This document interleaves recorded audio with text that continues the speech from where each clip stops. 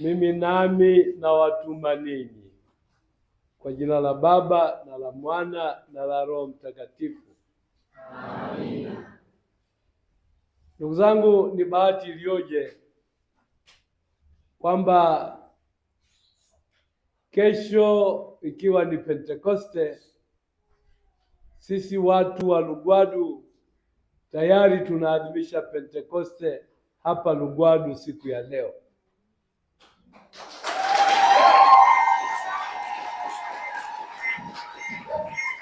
Sasa nikisema hivyo sina maana kwamba msihudhurie misa kesho.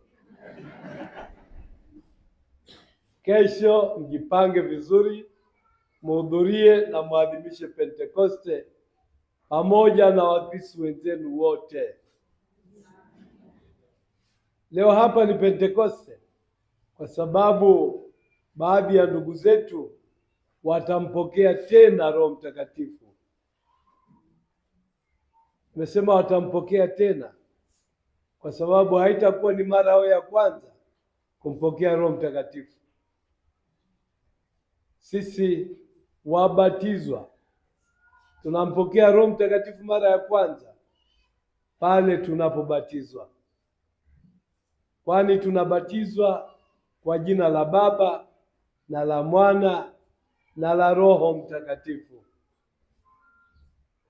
Na kwa sababu hiyo tunapata hadhi ya pekee, napata heshima ya kuwa washiriki wa familia ya Mungu. Kama mnavyojua, kadiri ya Ufunuo, Mungu wetu ni mmoja katika nafsi ngapi? Mungu mmoja katika nafsi tatu, yaani Baba, Bikira Maria na nani tena?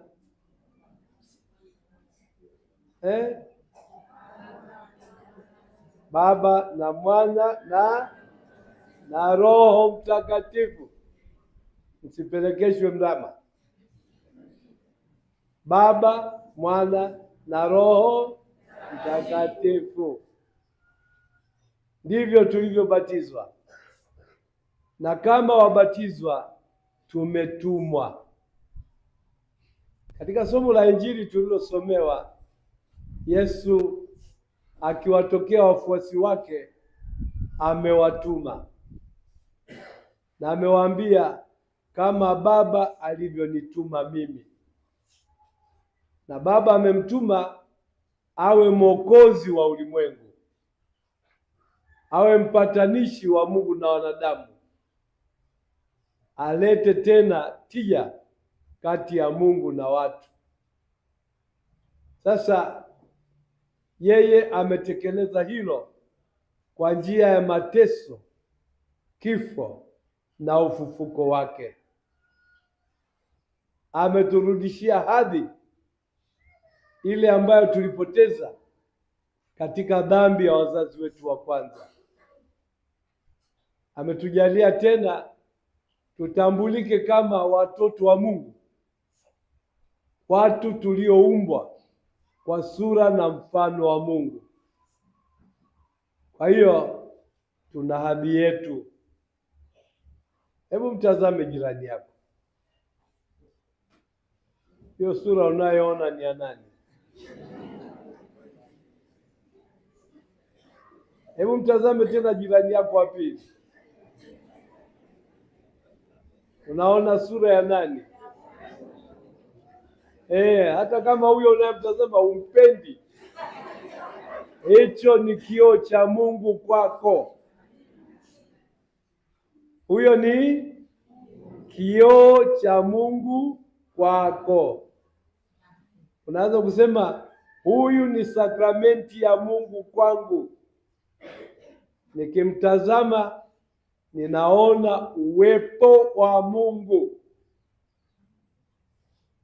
ninaona uzuri wa Mungu, ninaona ukuu wa Mungu, ninaona utakatifu wa Mungu. Kwa hiyo mheshimu sana mwanadamu mwenzako. Kwa hiyo mwenzi sana mwanadamu mwenzako,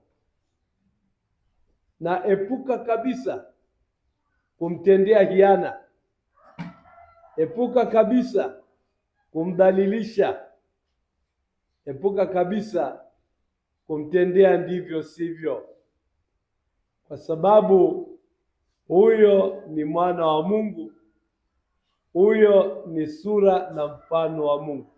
Awe mwanamke awe mwanamume, wote wameumbwa kwa sura na mfano wa Mungu.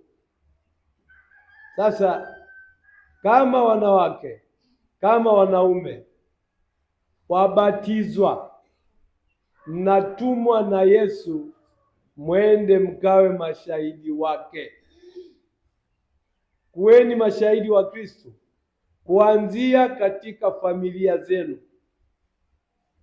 Kuweni mashahidi wa Kristo kuanzia katika jumuiya zenu. Kuweni mashahidi wa Kristo mahali penu pa kazi. Kuweni mashahidi wa Kristo katika mapito mazima ya maisha yenu. Siende tu kiolela kama vile ni haidhuru. Hapana, nendeni kitakatifu, nendeni kiadilifu, nendeni mkiujenga ufalme wa Mungu. Amani ya Kristo iwe nanyi.